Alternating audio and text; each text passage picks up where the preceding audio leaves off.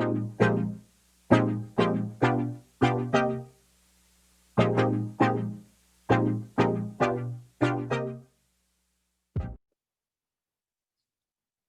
right. Thank you all for tuning in to the Exodus Collective. We are here with a amazingly dynamic soul, Lisa Jelani de Leon of Sankofa Sanctuary, a dear friend as well that I've connected with over the last almost like close to 2 years coming up. But yeah, I just wanted to welcome you to this space and just open up the opportunity for you to share a bit of yourself and who you are in this moment in time. Great, great. It's such an honor and a pleasure to be here. That you thought what I have to say is enough to invite me is a thrill. So yeah, I was born in Grenada, grew up in Brooklyn, New York, and I've come to realize that I'm grateful for that. I'm grateful for that that journey. As I've gone back to Grenada as an adult, I think I can appreciate so much more of what that culture, the lifestyle, the environment has to offer. I suspect if I stayed there, I might feel a little different. So I'm happy that I got to see the world, quote unquote. And now I'm having an opportunity to transition back to my roots, if you will. So I feel that I've come to develop a really incredible global perspective, a very expansive perspective on life and the world and people and relationships and the really important things in life. And now I feel like I've been gifted with this opportunity to go back to Grenada and contribute in whatever area I can. So I transitioned to a vegan lifestyle about 40 years ago.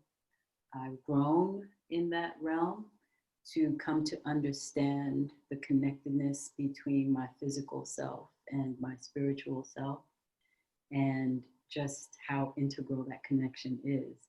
And so when I started on this path, I was more concerned with just how my body was feeling. I've come to understand that that is just a fraction of the equation.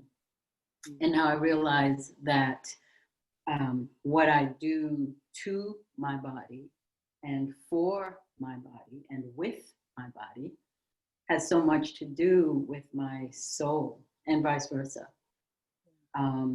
So basically, I try to live a very interconnected life. I believe that the body, mind, and soul are so closely intertwined that when one is made to rue, soon the other suffers too. That's a quote that my grandfather would say to his children, and my mother passed that on to me when I was very young. And as an adult, I've come to learn just how on point it is. And so it's like a mantra of mine. So I don't live a compartmentalized life.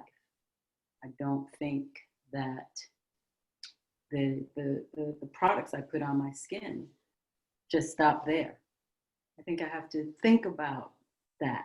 I have to be mindful and intentional about what I'm putting on my body, what I'm putting in my hair, what I'm ingesting, what I'm thinking, how I interact with the people in my life, because all of that energy will come back to me. So I want to make sure it is as positive and wholesome and healthy as possible. That is who I am, much more so than the job that I have or had, or my marital status, or my parental status. Who I am is my belief system, and that then impacts every other area of my life. So that just gives you an overview of me. Yeah, that's powerful on so many levels.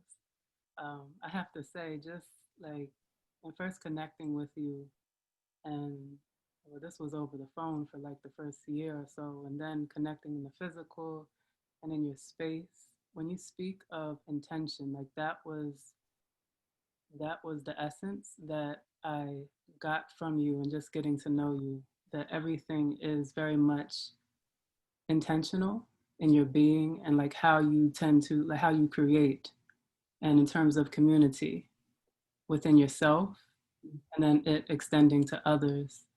I picked up on that a lot, just throughout getting to know you. So I love that you speak to it being from the foundation of self first, and how that translates to everything within your life. Mhm. We've had these conversations too in the past. I definitely remember I think I was sitting on your terrace for like 2 hours, that we were talking about just like making a decision, a consistent decision for yourself, and actually like actualizing that. Mhm. So yeah, thank you for sharing that, because I think that also for those who are very much, maybe in between with transitioning their life to a new culture, or maybe to their place of origin, just really coming back to that source within yourself, instead of seeking a particular environment and then making the change within yourself. So that's a lot of what I see in you. Uh, so yeah, Yeah. I'm really excited to just dive deeper into this space. Oh, yeah. Yeah. So I wanted to touch a bit on how your process was like when you did transition back to Grenada. Just in general.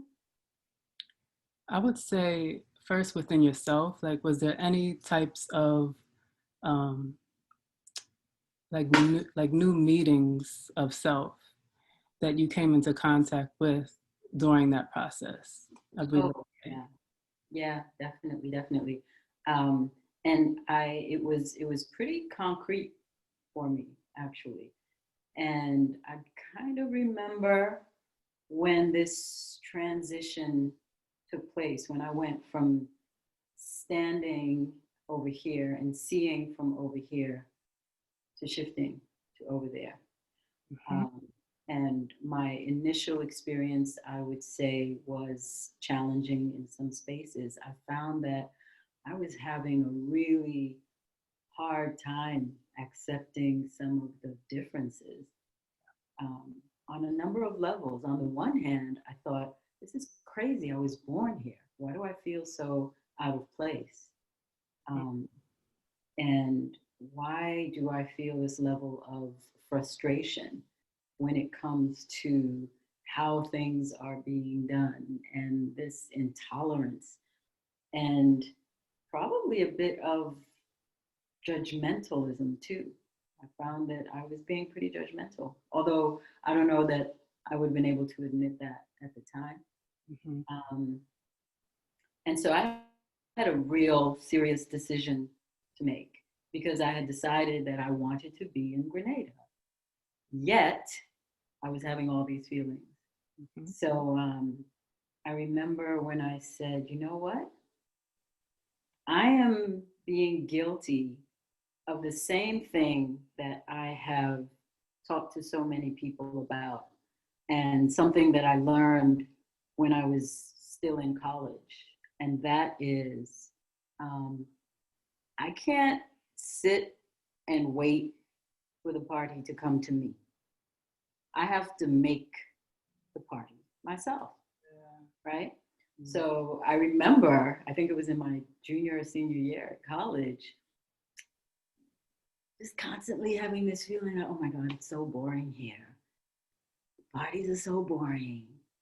You know, people are just like, they're not with it.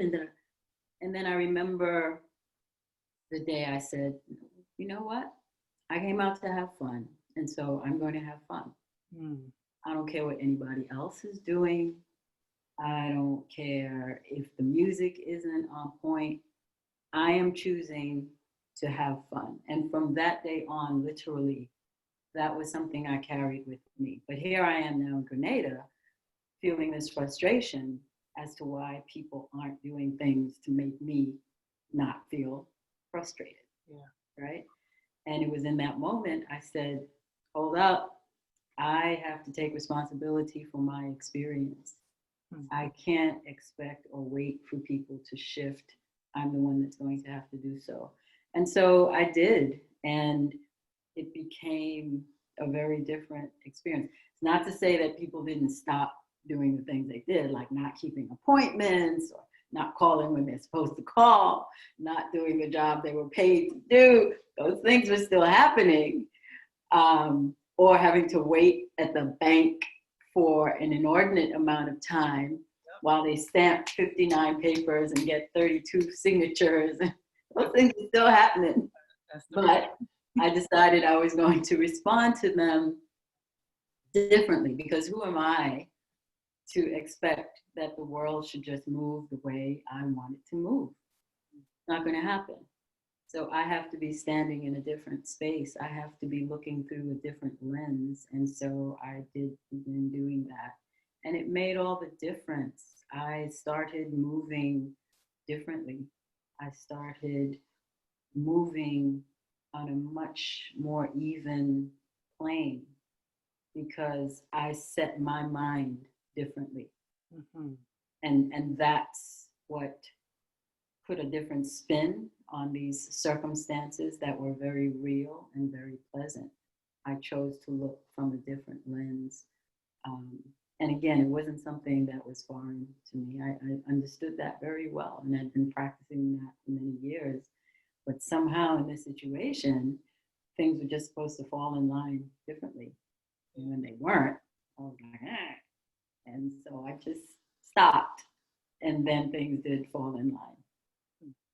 Yeah, that's another powerful piece, because I too met that in a different way, though. I mean, you had the perspective of this being, you were coming back to the place that you were born into. For me, I definitely met aspects of my colonized mind that I would put it as. At the time, I wasn't conscious of it, but it wasn't until maybe a couple years later where I really started to see just more of the resistance and more of the struggle, and like how that manifested itself. So like as you're talking about just making, like just stopping your mind or changing your mind, and that that's a very powerful skill and muscle to actually like work through. Yeah. Because my experience was it definitely took a lot of time. I'm just now like feeling like I'm coming into that space of, okay, like this is how the formula works for me, because I'm seeing differently in the people in my life and just how things are showing up and how I'm showing up in it. But definitely like moving to Grenada, that was a testing ground within myself. So I love that you're sharing like that aspect of the realness. That's a very real perspective that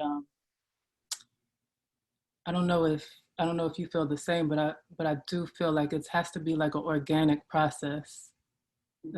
Like there's one thing for us to share our own experience, but everyone has to meet those aspects within themselves just through experiencing it. Oh yeah. I don't think it can be otherwise. No one can tell you to do this, or they can tell you, but until you're ready to have that internal shift, it's just not going to happen. Mm-hmm.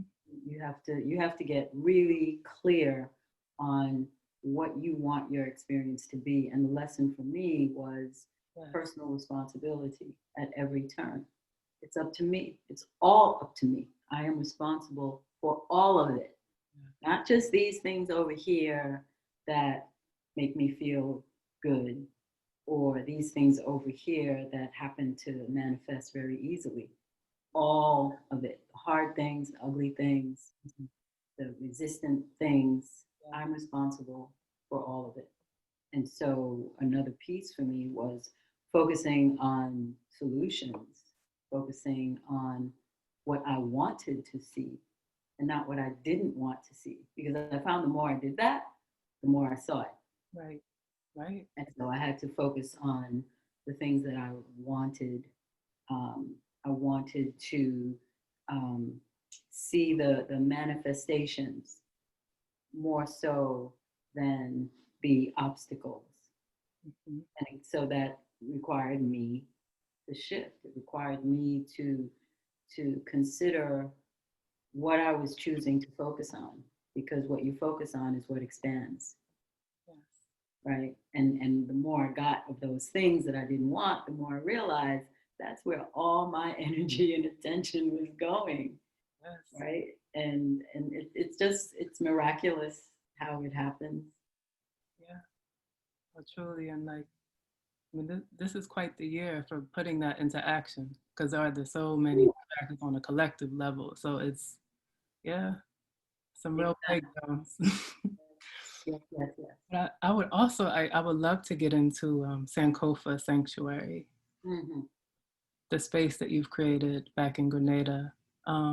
If you could just share a bit about what were your inspirations for creating the space and what it means to you. Oh, yeah, that's one of my favorite topics. Yeah. How much time do we have? Yeah. All the time in the world. Right. Um, well, my mom is my primary inspiration. She's just such a remarkable woman, and I think her journey has been so extraordinary. Um, and while I never knew my grandfather because he died before I was born, I know a lot about him through her stories. And I believe that he too was a remarkable man. And uh, what he what he contributed while he was alive, and it was a short life, he died very young, I think was extraordinary. And I felt at a certain point in my life that um, it was my responsibility to carry on his legacy, carry on my mother's legacy. And it was the best way I could think to show appreciation and gratitude for what they imparted on me. And so my mom bought the property almost 20 years ago when she retired from her job here in New York. And she was so thrilled to be able to do that, to go back to the land of her birth and create this new life.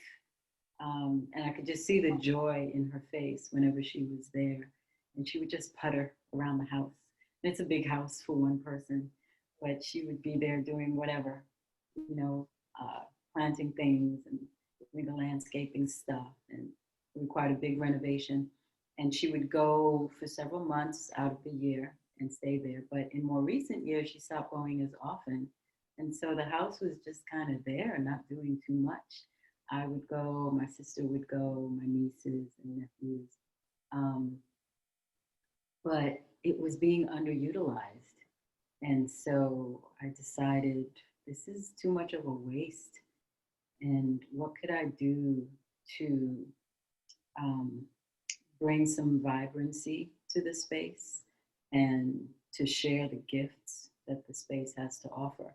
And that's kind of where the idea came from. Initially, I was thinking of doing a guest house and Airbnb. And the idea just expanded from there. And I thought, wow, the space is so healing and it's so magical. I think it could be so much more than that. And the Sankofa Sanctuary grew out of that. This idea that this could be a healing space. And given my lifestyle and my beliefs, I thought that I was pretty qualified to do that. Um, it turns out that there are a lot of aspects of it that I don't feel qualified about, the more technical aspects. Um, and I'm learning as I go. But similar to a business that I opened some years ago, which was an organic juice bar and cafe, I was doing it out of my strong belief system and my passion for health and wellness and wanting the world to be a better place. Um, it's that same energy that drew me to open Sankofa Sanctuary, because again, I feel like I've experienced some things in my life that have just been so powerful and have worked so well in terms of bringing me to where I am. I feel like I have this first-hand knowledge of how things can go if we choose to open the pathways for those things to happen.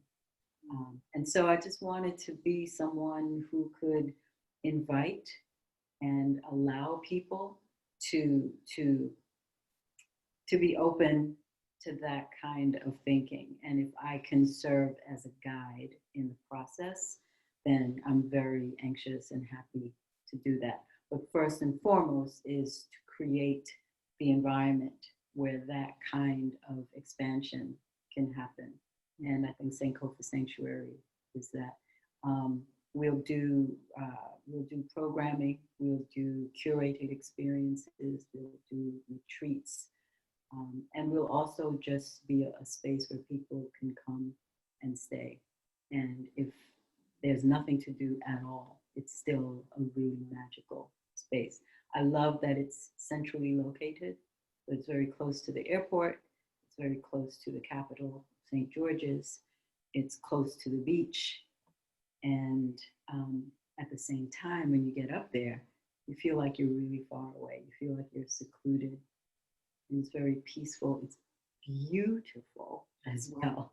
Absolutely gorgeous surroundings. It has 4 accommodation spaces now. One is the Great House, which is an older building, extremely charming and warm and filled with character. And then there's the newest space, which is the dorm. And that's pretty modern, very minimalist, but also really beautiful. Most of the pieces we have in there are very old, lots of artwork. It's very African-centered. And pretty much everything you see tells a story, which I love. So there's a lot of visual stimulation aside from just going and having a good time. We have Grenada's first infrared sauna, which I'm very proud of. And we're still in the process of planning itineraries and programming. We're going to be looking to do a lot of local events with this whole shift that's happened due to COVID. So the retreat piece is more on the back burner now, and we'll be looking to do more local events and also just welcoming guests for short-term stays. Nice, nice. I'm looking forward to being connected with that. We've had a lot of talks about this, and I just know that just the time also is everything for a reason. There's been such a pocket of community that you've been able to create that I feel is going to give even like twice of life already that the actual like space has. Yeah, because when I was on the land, I felt very much a like a restorative type of energy over there. Mm-hmm. So having that within the community that's already like gathered around you, I'm looking forward to being a part of that for sure. Yeah, absolutely. And I've decided to expand somewhat because I became personally acquainted with another plot of land that my grandfather acquired before he died. That is just it's beyond Yeah. my imagination. I've known about this land my whole life, but for the first time I actually went, and it's down a hill. So I walked down the hill, and it's got these huge bamboo stools and all kinds of food growing there, all kinds of fruit trees. And there's a brook that runs along the bottom part. And I thought, well, this is Sankofa too. Yes. So I'm hoping in the next couple of years to do some small bungalows there and have that be like a true retreat space. So people staying at the space in Springs can go there and stay for a couple of nights. And there we'll have some different type of programming. I want to expand the outreach more to the local community there. So I want it to be a space where people can gather and have substantive conversation. I want it to be a real contribution to the local population. I think that the people in Grenada are just naturally brilliant.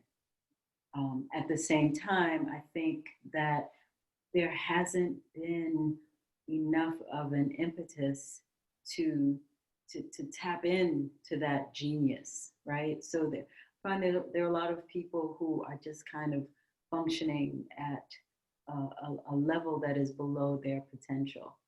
Um, and I just hope to be able to contribute to creating a shift in that. That's beautiful. I'm looking forward to seeing that be in full motion as it Oh, always yeah. is. Yeah, That's, it's totally uh,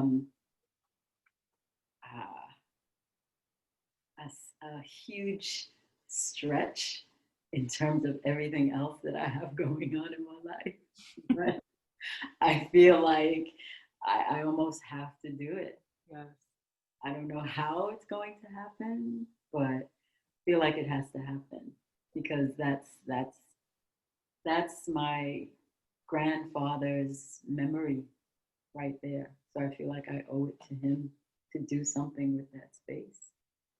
You know, even as you're speaking of with the connections of your callings and creations and it being connected to family and lineage, um, what would you share with someone who has been very much maybe physically or perhaps culturally disconnected from their home of origin back throughout the West Indies and has this curiosity of like how it could potentially connect to lineage or their own experience of their lineage? Is there anything that comes up for you of some type of advice or guidance and like what that could actually give to someone's life? I think I think that there is, but I'm always very mindful about uh, stepping into um, the territory of advising or suggesting what people should do with what they're feeling. But I can speak from my own experience, if you will, Mm-hmm. and certainly just my opinion. And that is, we all carry so much stuff, so much baggage, so much of it is emotional, so much of it is conditioning. Some of it could be trauma, some of it could be institutional influence. And I think it's really in our best interest if we can, at some point in our lives, stop and take pause and consider where we're standing, why we're standing there, and if that's really where we want to be standing. And so, whatever attachment we may have with our past, with where we came from, I think it's important to analyze that and what's going on. What are we telling ourselves about that? And where does it stem from? Is that really my belief system? Is that authentic? Have I given it enough thought to discern whether or not it is? Yeah. And is it serving me? Is it something I might need to release so that I can go forward? And going forward does not necessarily mean going back to where you came from. Mm-hmm. But I do think if we're harboring ill will or resistance around a thing, whatever that thing is, then it kind of makes it harder for us to move forward, like boldly, confidently moving forward, knowing that we've put any extraneous stuff to rest. We put it to rest. I am very sure that I don't want to go back there, and I know why, and I'm okay with that. I'm sure I want to go this way instead. Or, wow, now that I've really dissected all of that, I do feel like I want to go back there. And I can do so in a very wholesome and healthy way and feel really good about that. So, and I think that applies to any and everything in our lives, to really stop, take pause, and look at where we are and why we're there, and if it's serving us. Is it really serving me to be holding on to these beliefs about that thing? Um, and and then also, I feel very strongly about this notion of expansion. And I think oftentimes we hold on to things which prevents us from thinking bigger, from feeling bigger, from really going in and exploring what happens when I think about this thing. What is it going to do for me if I choose to release that and open myself up to this new way of thinking? What is that going to do for me? And it can be a scary thing. I mean, we hold on to stuff because it's familiar. I've felt this way for so long that I'm just going to keep feeling this way. I don't care. But in doing so, we limit ourselves. And I am adamantly opposed to imposing limitations on myself. So I'll be open. I can certainly remember a time when I felt like there's no way I could be in Grenada. Not happening ever in this lifetime. But that was a limiting belief. And that was not serving me to think that way. Look what I would have missed out on if I adhered to that belief. I would not have been open to going and spending more than 10 days in Grenada because I thought that was my limit. Cannot do more than 10 days. I just left after 10 months. Anybody told me I could have done that, I would have called them crazy. So just again, life experiences and personal examples of how certain things just don't serve me, and so I'm better off letting them go and just being open. I think that applies to anybody who is harboring feelings about where they came from.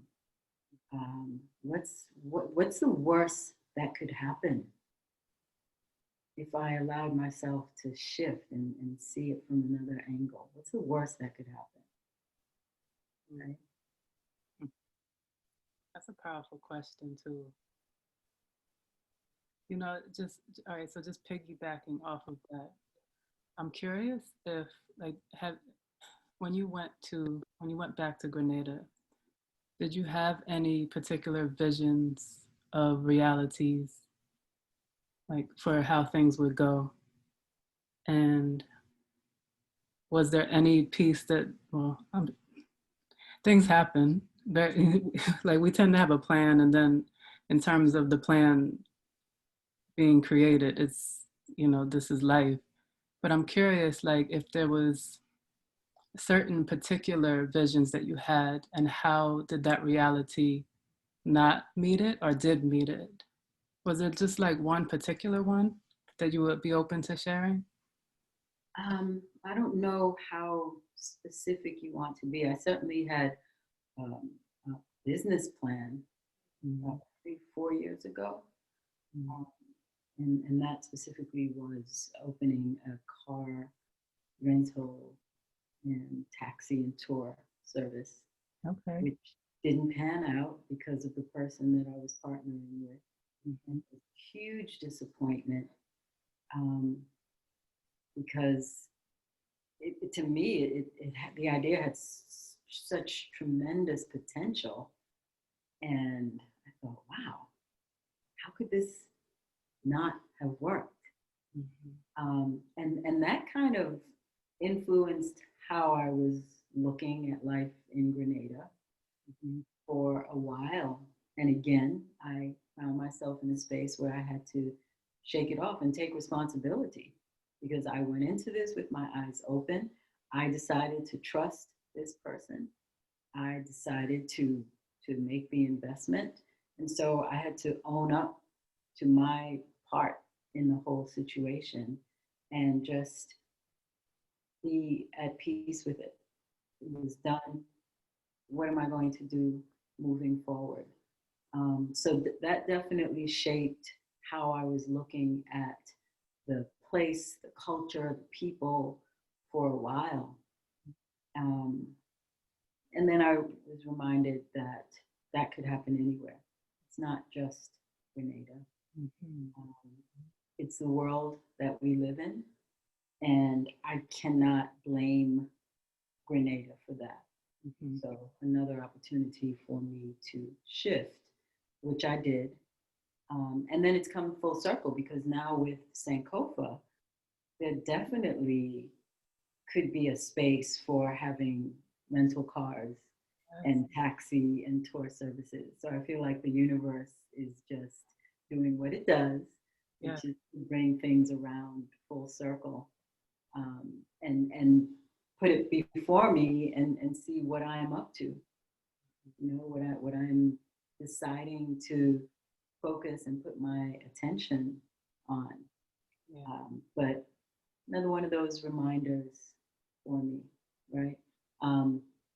Which my interpretation of that, which also is my choice, is to say, yes, you're affirmed, you're doing the right thing. This is where you're supposed to be.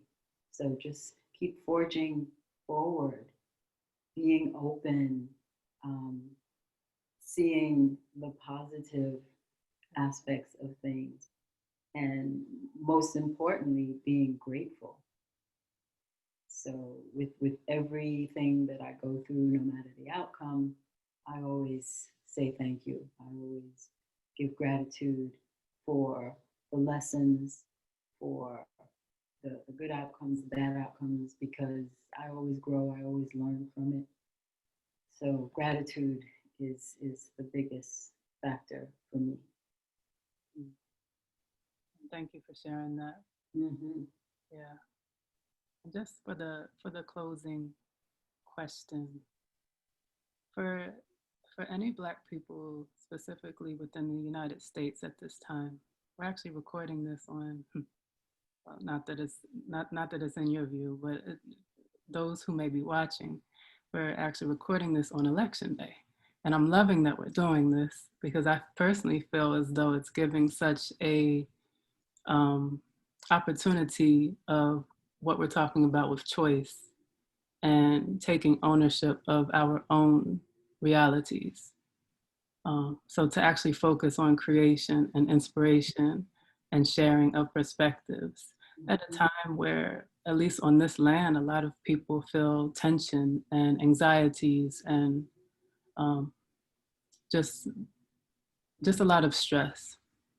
So I just wanted to close with any type of offering that you would share with people who are navigating through this in this country at this time and may be considering moving abroad. Is there one piece of offering? I'm going to say offering instead of advice, because I too connect with that word. It's that you would offer them to navigate these times. Oh, yeah. The biggest thing I would say is to stay, and that would assume that you're there. If you're not there, then get to your center, get to your source, and let that be the determinant of where you go from here. Don't make decisions out of fear or discouragement, hatred, resentment.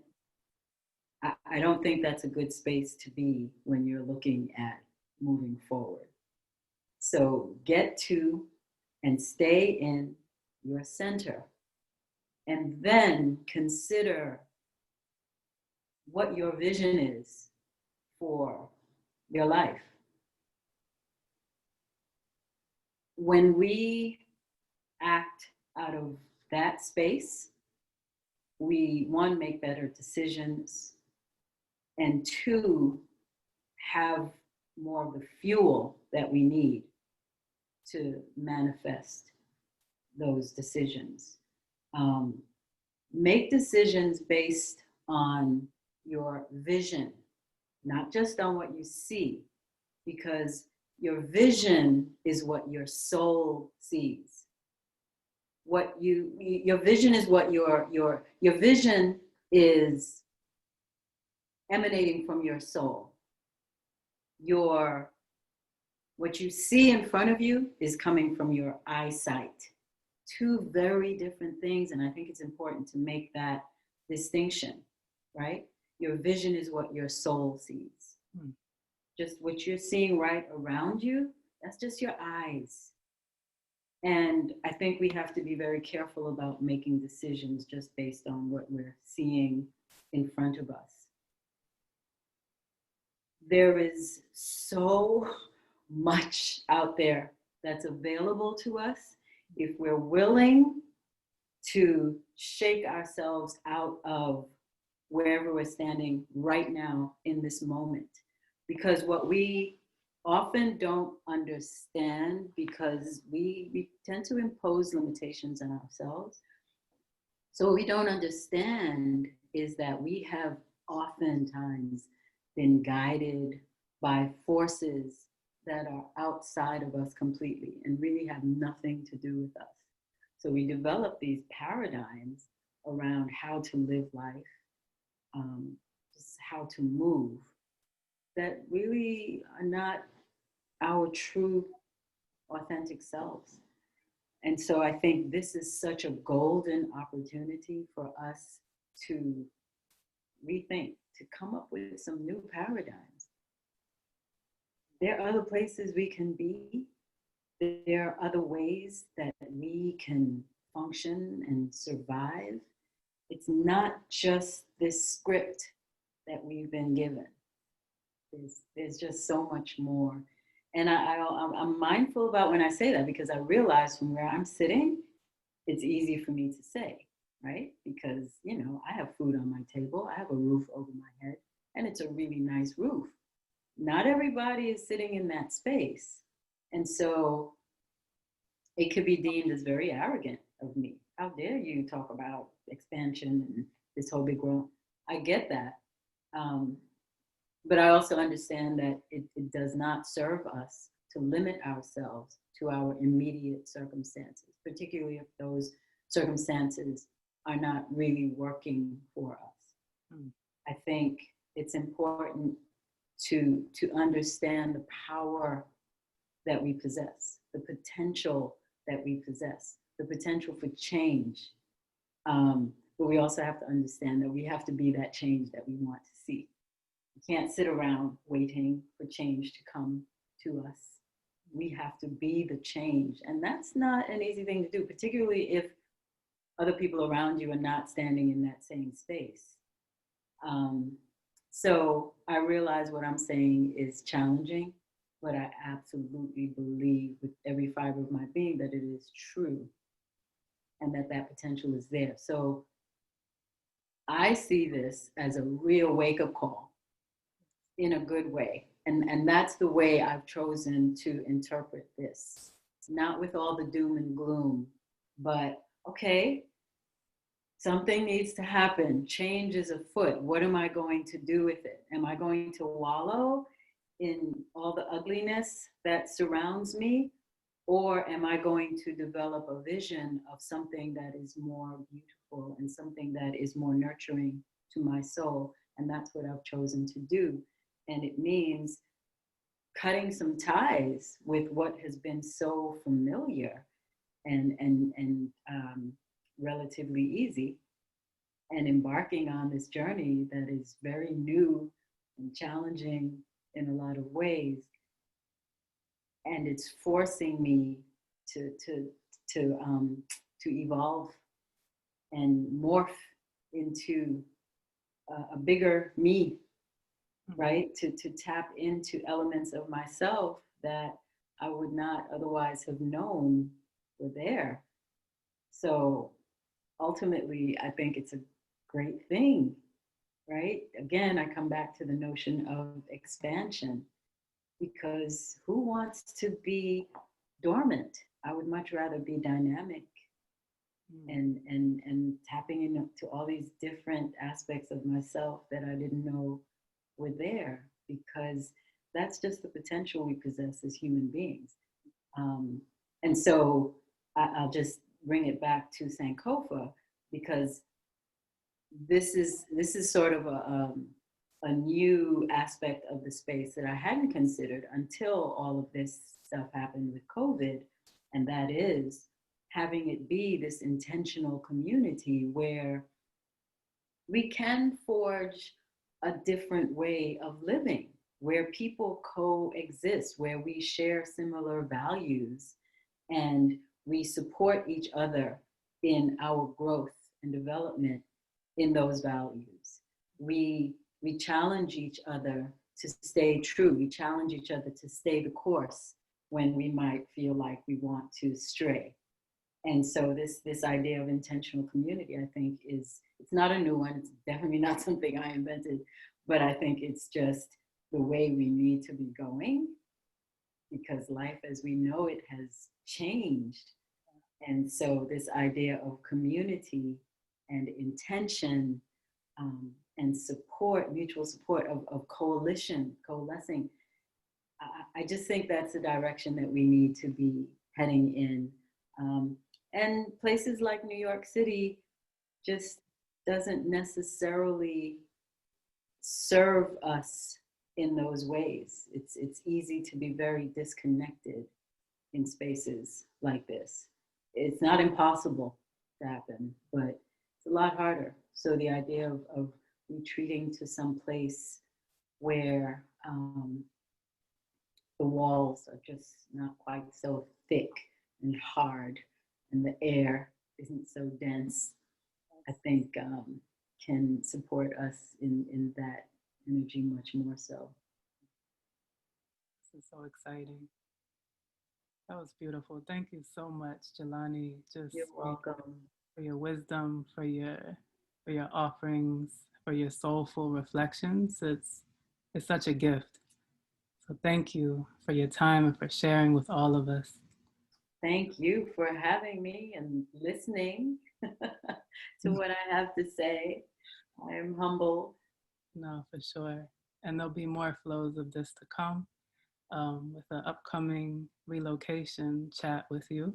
Yes. This week. So definitely looking forward to that. Beautiful, beautiful. All right. I'm sending all my love to your family. Thank you. Thank you. We'll take it all. For sure. All right. All right.